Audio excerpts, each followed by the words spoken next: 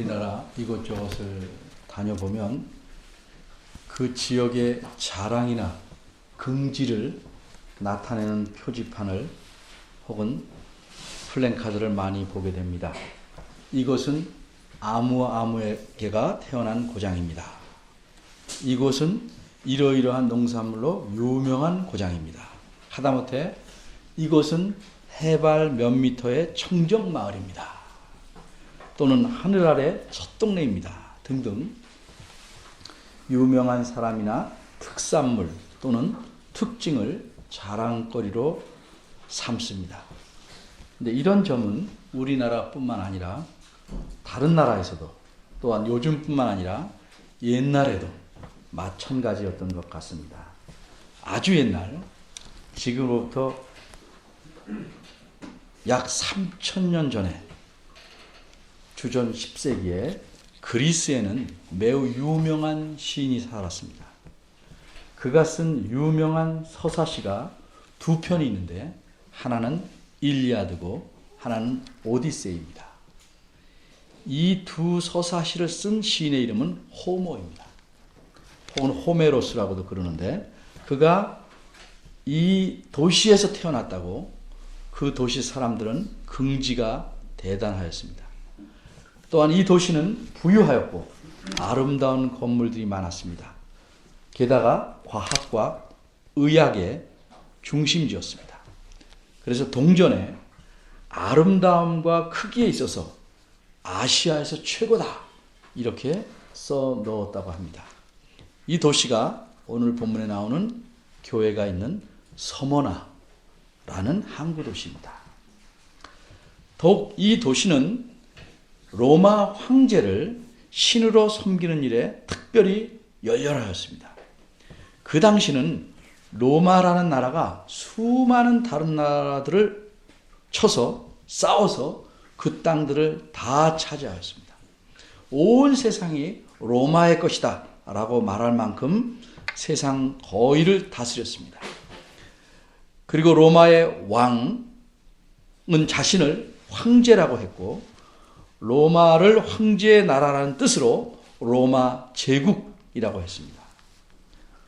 로마 황제는 자신을 신으로 섬기라고 곳곳에 모든 도시에 모든 나라에 명령을 내립니다. 그래서 큰 도시들은 황제를 신으로 모시는 신전을 짓겠다고 마치 올림픽 유치 신청을 하듯이 로마에 신청을 합니다. 11개 신청 도시 중에서 서머나가 뽑혔습니다. 그래서 이 도시 사람들은 이 점에 대해서도 우리가 뽑혔다 하는 이 점에 대해서도 긍지가 대단하였고 로마 황제를 신으로 섬기는데 매우 열심이었습니다. 형편이 이러하니 그 도시에 있는 교회의 그리스도인들이 살아가기가 매우 어려웠습니다. 얼마나 어려웠는지 예수님께서도 내가 내 환난과 궁핍을 안다 이렇게 말씀하실 정도입니다. 9절입니다.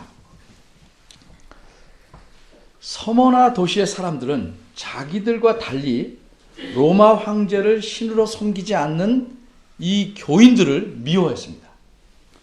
마치 한국과 일본이 축구 경기를 하는데 옆에 앉은 다른 한국 사람들이 일본을 응원하고 일본이 골을 넣으면 막 좋아한다면 우리가 그들을 고운 눈으로 볼 수가 힘든 것과 비슷합니다. 서머나 사람들은 그리스도인들을 심지어 배신자라고 여기기까지 했습니다. 그래서 그리스도인들이 장사를 할 경우에는 물건을 사지도 않습니다. 혹 물건을 사러 와도 팔지도 않았다고 합니다.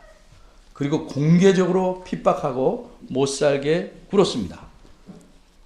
그러니 서머나 교회 교인들은 이러한 핍박 때문에 심하게 고생하게 됐고 매우 가난할 수밖에 없었습니다.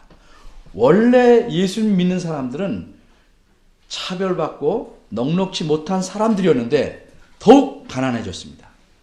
그런데 이렇게 교인들을 못살게 구는 일에 적극적으로 참여하거나 기여한 사람들이 있었는데 그들이 누군 줄 아시겠습니까?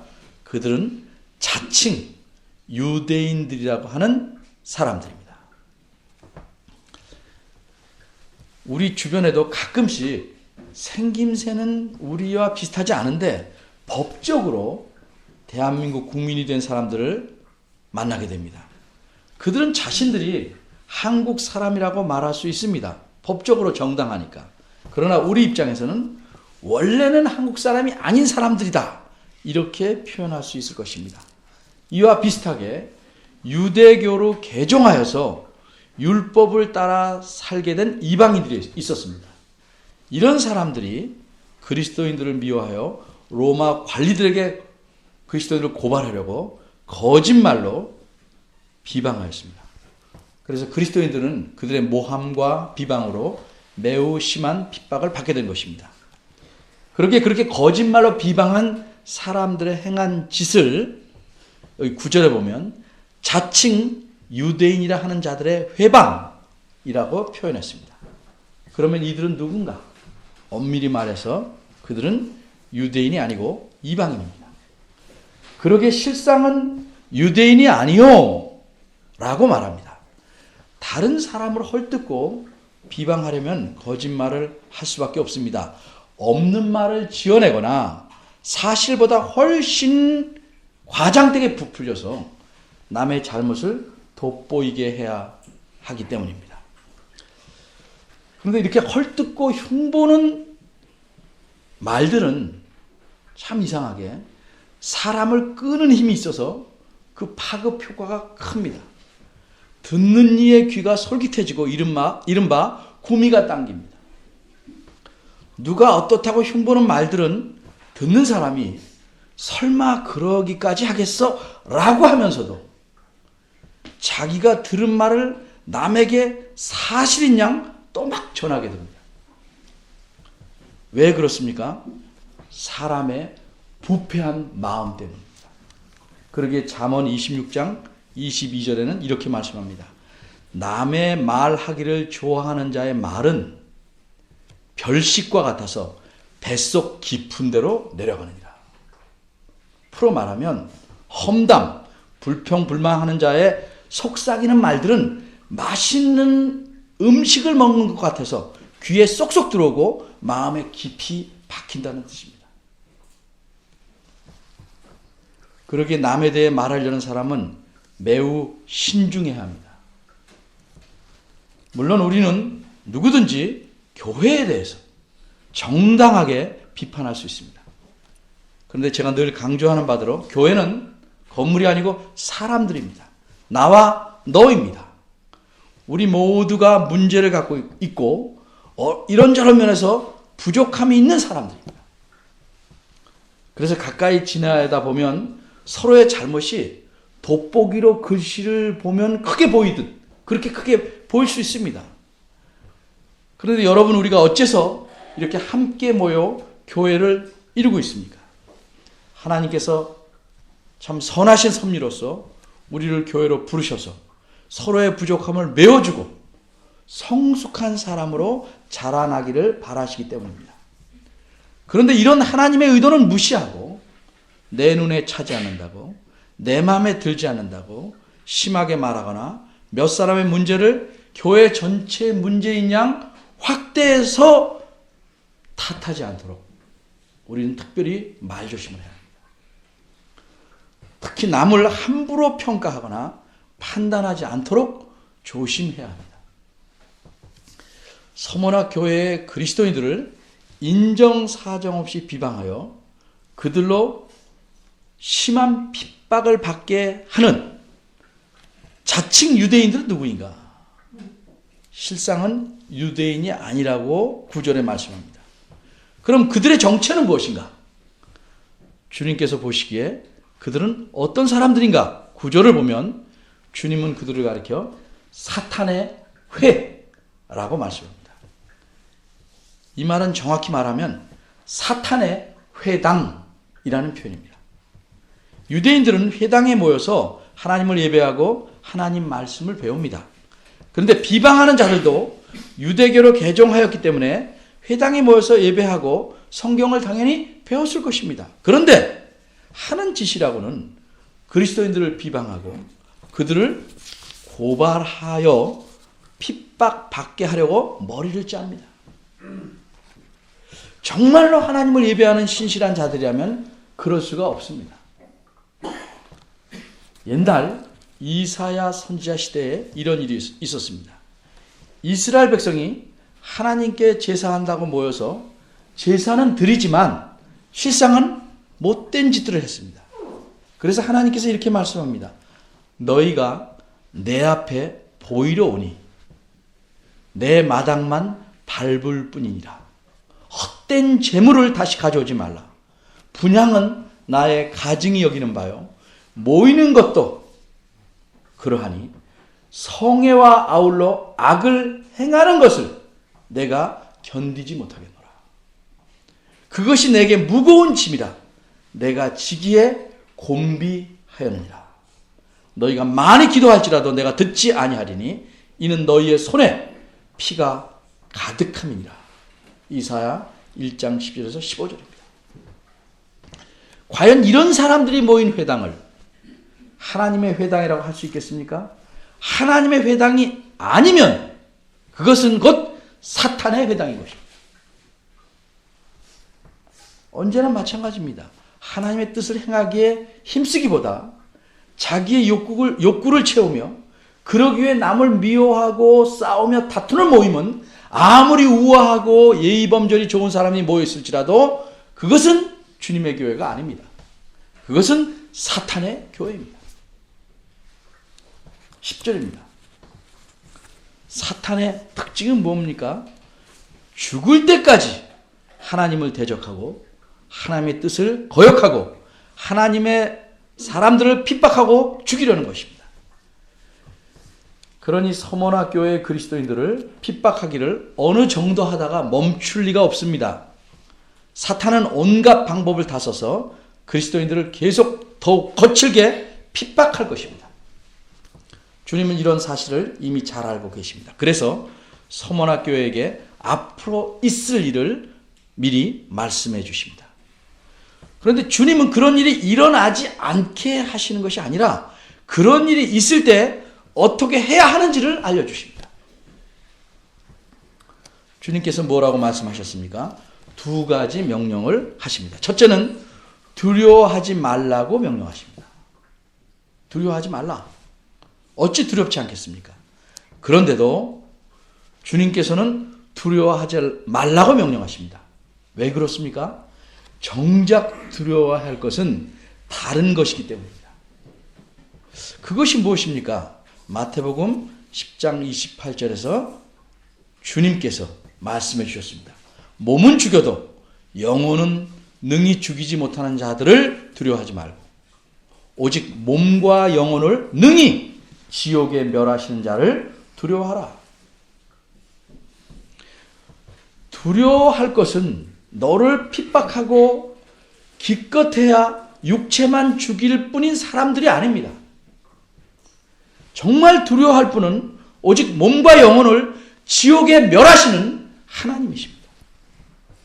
만일 핍박이 두려워서 믿음을 버리면 당분간은 목숨을 유지할 수 있을지 모르나 그의 육신과 영혼은 영원히 멸망받아서 지옥에 떨어지게 될 것입니다. 또 두려워하지 말아야 할 다른 이유는 주님께서 장차 받을 고난을 잘 아시기 때문입니다. 그 고난은 이 10절에 있는 대로 감옥에 갇히며 더 심한 핍박에서 오는 고난이지만 10일 동안이라는 한정된 기간 동안에만 받을 고난입니다. 주님께서는 마귀가 주는, 사탄이 주는 이 고난을 통해서 믿는 자의 믿음이 진정한 것인지를 시험하시려는 겁니다. 그러기에 그 모든 과정을 잘 지켜보시고 돌보실 것입니다. 이 고난은 기간도 짧게 정해졌지만 또한 교회 전체가 모두 다 남김없이 받는 것이 아니라 일부만 받게 된다는 점에서 그 범위도 한정되었습니다. 그러기에 두려워하지 말라 말씀하신 겁니다. 10절에서 주님께서 말씀하신 둘째 명령은 죽도록 충성하라는 명령입니다. 충성하라는 말 때문에 우리가 조금 다르게 생각하는데 이 명령은 원문대로 표현하자면 죽을 때까지 충성하라가 아니고 신실하라입니다. 바꿔 말해서 믿음을 변치 말고 믿음을 잘 지켜라 하는 명령입니다. 언제까지? 죽을 때까지. 그리스도를 믿는 믿음 때문에 이들은 감옥에 갇혀서 결국은 죽을 수도 있습니다. 그럴지라도 믿음을 버리면 안 된다는 명령입니다. 살기 위해서 믿음을 버리면 사실 그것은 스스로 영원히 멸망하는 길을 택하는 것입니다. 목숨을 걸고 믿음을 신실히 지키면 그것은 영원히 사는 길입니다. 그러기에 예수님께서는 일찍 이렇게 말씀하셨습니다. 누구든지 제 목숨을 구원코자 하면 잃을 것이요 누구든지 나를 위하여 제 목숨을 잃으면 찾으리라. 그런데 주님의 이 두 번째 명령에는 주님이 하신 약속이 들어있습니다. 내가 죽도록 신실하라. 그러면 내가 생명의 면류관을 내게 주리라. 어린이들에게 물어보겠습니다. 어른하기도 좀 어렵겠지만 그래도 만만한 게 어린이니까 어린이한테 물어봅니다. 면류관이 무엇입니까? 면류관. 관이니까 머리에 쓰는 것 같은데 그러면 조금 바꿔서 누가 언제 쓰는 것인 줄 아십니까? 어려운 겁니다. 제가 설명합니다. 이것은 왕관입니다. 면류관이라는 건 왕관이에요. 왕이 즉위식, 왕이 되는 시기나 큰 나라의 큰 제사를 드릴 때 왕이 정복을 갖춰 입고 쓰는 이렇게 네모난 왕관을 면류관이라고 합니다.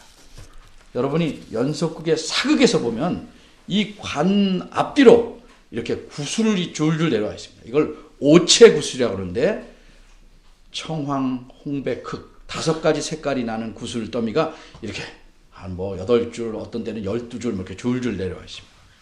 그것이 곧 면류관입니다. 그렇다면 생명의 면류관이라는 건 생명이 구슬 더미처럼 그렇게 주렁주렁 매달려 있는 왕관일까? 그렇지 않습니다. 면류관에 해당하는 원어는 사실 화관입니다. 화관. 꽃으로 동그랗게 만든 화관입니다. 이것은 비유하자면 고대 그리스에서 월계수의 가지와 잎으로 만들어서 그 경기에서 승리한 사람에게 씌워주던 월계관과 같습니다. 따라서 생명의 면류관, 생명의 화관이란 승리한 자에게 씌워주는 관입니다. 지는 자에게는 그것을 씌워주지 않습니다. 좀 더 분명히 말하자면 끝까지 믿음을 지키고 신실해서 설사 그가 목숨을 잃었다 할지라도 그럼으로써 믿음을 배반하지 않고 승리했으므로 승리의 표시로 주님께서 씌워줄 화관입니다. 그 화관이 뭐냐? 생명이라는 뜻입니다. 11절을 보면 이 말씀의 의미가 더욱 분명해질 것입니다. 11절입니다. 이 구절은 귀 있는 자는 들어라는 말씀으로 시작합니다. 누구나 귀를 가지고 있습니다. 따라서 이 말은 귀담아서 잘 들으라는 뜻입니다. 왜 이 말씀을 잘 들어야 합니까? 이것은 성령 하나님께서 서모나 교회에게만 주신 말씀이 아니고 교회들에게 주시는 말씀이기 때문입니다. 우선은 그 당시 7 교회들에게 주시는 것이지만 이 말씀이 성경에 기록됨으로써 이 세상의 모든 교회들에게 주시는 말씀입니다. 그러니 여전히 유효한 말씀입니다. 그리고 11절 끝에서는 이기는 자가 어떻게 되는지를 말씀합니다. 그러니까 앞에서 주님께서 내가 아신다고 말씀하시며 두려워 말라 죽도록 신실하라고 하신 목적은 환난을 견뎌서 이겨내기를 바라기 때문에 하시는 말씀입니다. 그리고 마지막에 이기는 자에게는 둘째 사망의 해를 받지 아니할 것이라고 약속하십니다. 그럼 다시 정리해 봅니다. 10절 끝에서는 내가 죽을 때까지 신실하면 설사 죽더라도 믿음을 지켰으니 생명의 화관을 주시겠다고 약속하셨습니다. 그렇게 신실해서 믿음을 지키는 것이 곧 이기는 것입니다. 그런데 11절 끝에서는 이기는 자에게 둘째 사망의 해를 받지 않는다고 약속하셨습니다. 따라서 이것은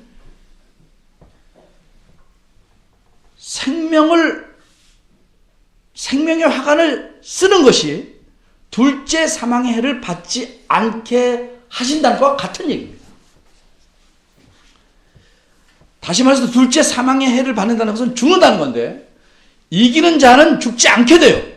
그 까닭은 주님께서 생명을 이기는 자에게 화관처럼 주시기 때문이라는 말씀입니다. 그럼 둘째 사망이란 무엇인가? 일반적으로 생각하면 첫째 사망은 각 사람이 이 땅에서 살다가 죽는 것입니다. 그럼 둘째 사망은 모든 사람들이 마지막 심판날에 심판을 받아서 영원히 지옥에 들어가게 되는 것일 겁니다. 과연 이러한 일반적인 생각이 성경적으로 옳은가? 성경의 증거를 살펴보겠습니다. 우선 한 증거로서 요한계시록 21장 8절을 봅니다.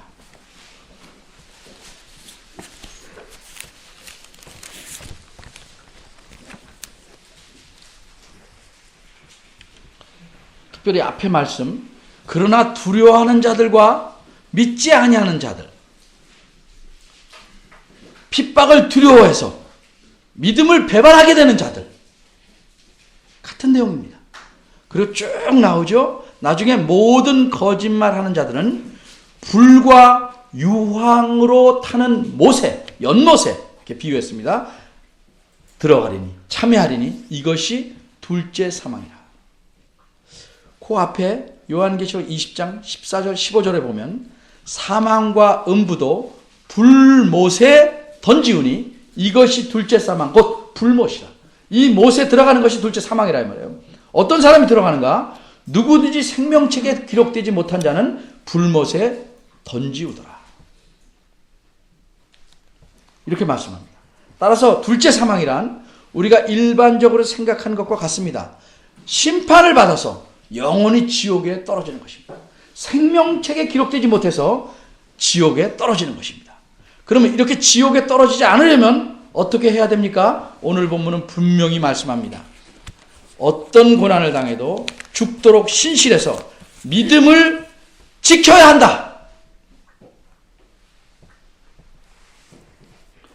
그래야 주님께서 이기는 자에게 승리한 선물로 영원한 생명을 주실 것입니다.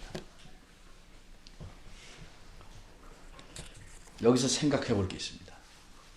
우리는 예수 그리스도를 믿음으로 구원을 얻는다고 믿습니다. 맞는 말입니다. 구원 얻는다는 게 무언가? 바꿔 말하면 지옥에 떨어져 멸망하지 않고 하나님과 더불어 영원히 사는 것입니다. 맞습니다. 그러려면 어떻게 해야 합니까? 말은 그렇게 여러분들이 안 하시겠지만 생각은 이런 식으로 합니다. 구원은 하나님께서 은혜로 주시는 것이고 나에게 믿음을 주셨으니 나는 구원받았다. 얼핏 보면 맞는 말 같아요. 과연 그럴까요? 제가 이런 말씀을 드리는 것은 여러분이 갖고 있는 구원의 확신을 흔들려는 것이 아니라 과연 내 믿음이 진정한 것인가를 살펴보라는 것입니다.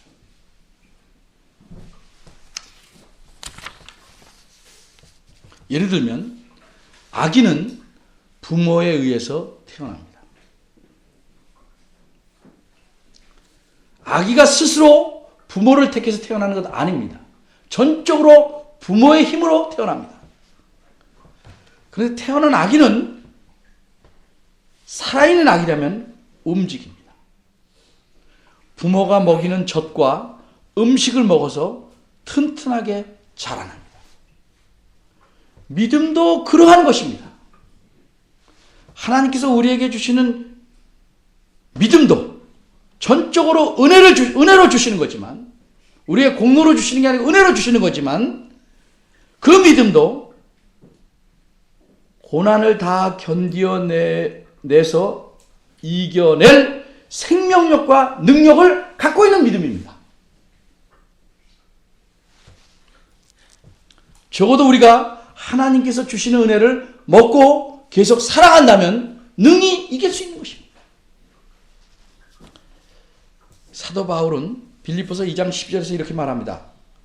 항상 복종하여 두렵고 떨림으로 너희 구원을 이루라. 너희가 구원받았다 못 받아 말하지만 동시에 너희 구원을 이루라. 이렇게 말씀합니다. 구원을 얻는 믿음은 하나님께 복종함으로써 누리게 되는 은혜를 통해서 튼튼하게 자라나서 능히 죽을 때까지 신실하게 믿음을 지켜낼 수 있는 그런 믿음입니다. 그러기에 그 믿음을 지켜낼 수 없는 믿음은 거짓입니다.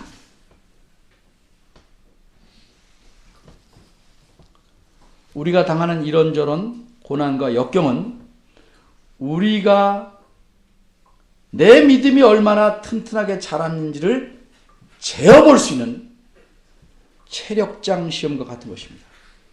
이때 우리는 뒤로 물러남이 없어야 합니다.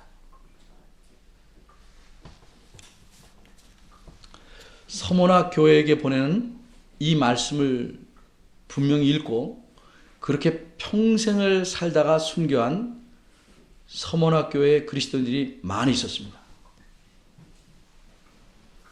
그 중에서 대표적인 사람은 이 교회에서 약 40년간 하나님 말씀을 가르친 폴리캅이라는 주교, 목회자입니다. 서문학교의 그리스도인들에 대한 핍박이 갈수록 심해집니다. 그래서 요한계시록이 기록된 후 몇십 년 후에는 그리스도인들은 모두 잡히기만 하면 불에 태워 죽이거나 짐승들의 먹이로 던져서 찢겨 죽는 일이 계속되었습니다. 폴리캅의 순교라는 글에 보면 고대에 쓰여진 글입니다. 이런 내용이 나옵니다. 그들의 살갗이 채찍에 찢겨서 동맥과 정맥과 같은 핏줄들이 다 그대로 보여도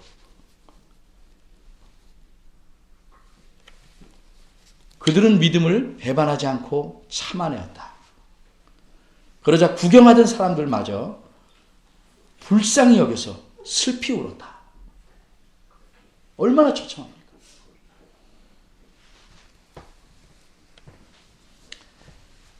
또 이런 내용이 나옵니다. 폴리캅을 붙잡은 경찰들은 현대식을 표현했습니다. 그를 설득하려고 했습니다. 그래서 그에게 로마 황제가 주님이시다. 이 말 한마디 말만 하고 향을 피우면 당신이 살 수 있는데 이것이 뭐 그리 큰 문제라고 목숨을 내놓으려고 하는가.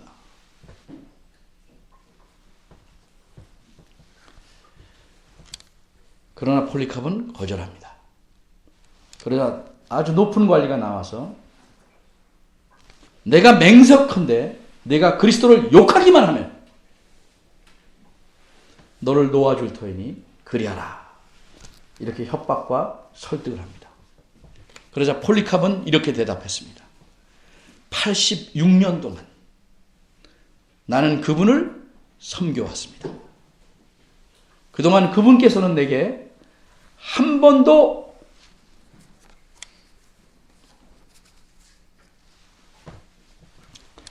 잘못하신 적이 없었습니다.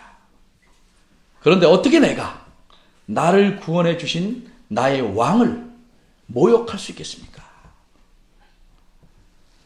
당신은 잠깐 타오르다가 꺼져버리는 불로서 지금 나를 협박하고 있는데 이것은 당신께서 경건치 않은 자들을 위해 예비된 심판의 영원한 형벌의 불에 대해서 알지 못하기 때문입니다. 결국 폴리캅은 불에 태워져 순교를 당하고 맙니다. 우리는 어떠합니까? 우리가 믿음을 지키기 위해서 팔이 잘리고 다리가 찍혀나갑니까? 우리가 당하는 고난이라는 것은 크다고 할지라도 서머나 교회의 그리스도인들에 비하면 살짝 긁히는 상처거나 혹은 손에 가시가 박히는 정도에 지나지 않을 것입니다. 그런데도 우리는 때로 죽을 것 같이 엄살을 부리며 주님을 원망합니다. 그리고 뒤로 물러나서 믿음을 포기할까 말까 망설이기도 합니다.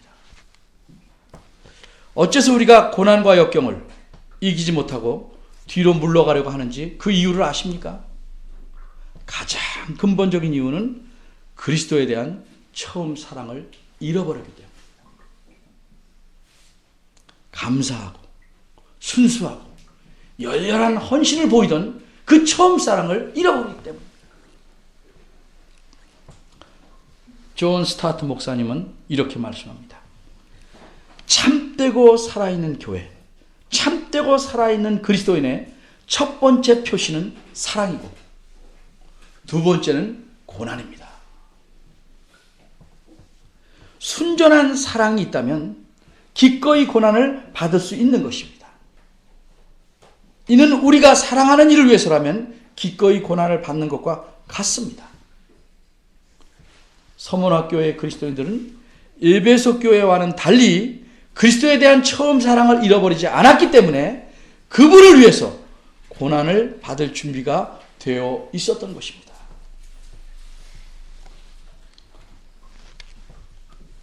오늘 이 시간 주님은 우리 모두에게 내 믿음이 살아있다는 것을 입증하라 이렇게 요구하십니다. 어떻게 해야 합니까? 먼저 우리의 처음 사랑을 되찾아야 합니다.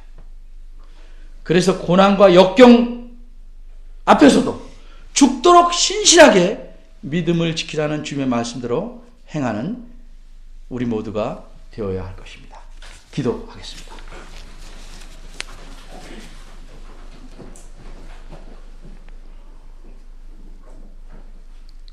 하나님, 저희를 긍휼히 여겨 주시옵소서.